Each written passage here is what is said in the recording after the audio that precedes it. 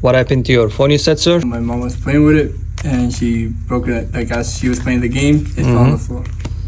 Also, my mom would like to change the color to purple. All right, don't worry. I got you. Thank you.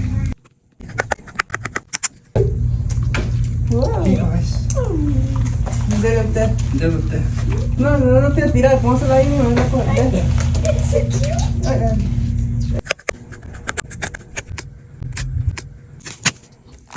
Surgery time.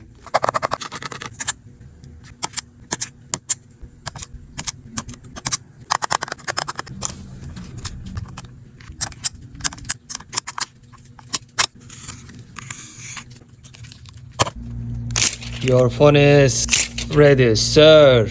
Thank you so much. You're welcome. I like the color too. You like the color? Yes, I do. Yes. There we go.